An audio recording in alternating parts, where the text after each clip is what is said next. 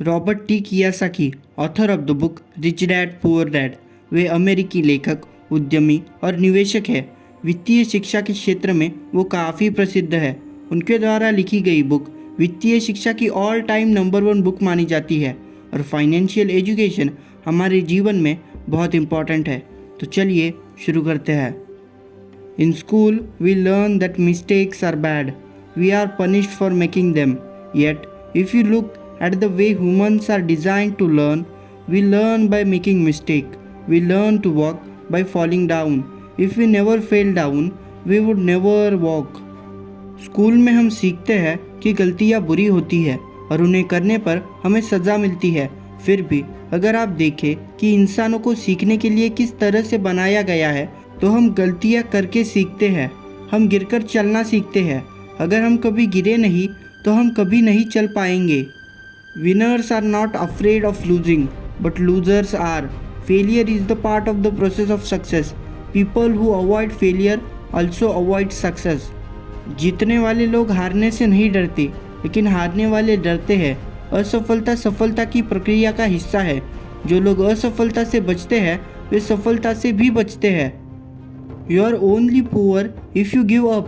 The most important thing is that you did something. Most people only talk and dream of getting rich. You have done something. आप तभी गरीब हैं जब आप हार मान लेते हैं।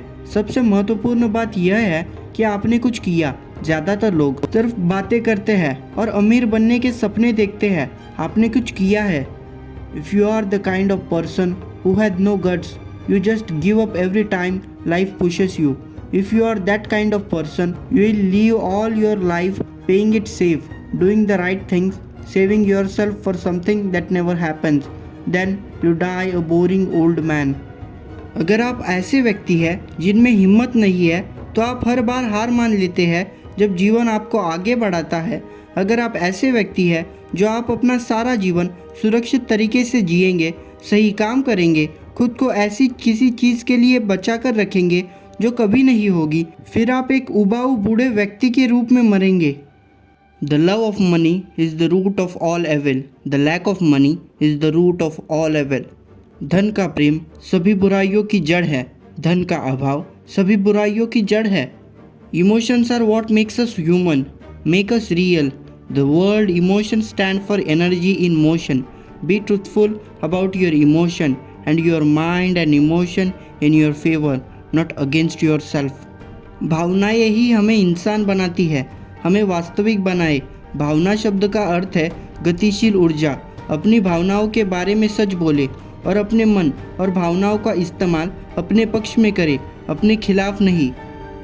The single most powerful asset we all have is our mind. If it is trained well, it can create enormous wealth in what seems to be an instant. हम सभी के पास सबसे शक्तिशाली संपत्ति हमारा दिमाग है। अगर इसे अच्छी तरह से प्रशिक्षित किया जाए तो यह एक पल में बहुत अधिक धन पैदा कर सकता है। If you realise that you are the problem, then you can change yourself, learn something and grow wiser. Don't blame other people for your problem. अगर आपको एहसास हो गया है कि समस्या आप ही है, तो आप खुद को बदल सकते हैं, कुछ सीख सकते हैं और समझदार बन सकते हैं। अपनी समस्याओं के लिए दूसरे लोगों को दोष न दें। Workers work hard enough to not be fired and owners pay just enough so that workers won't quit.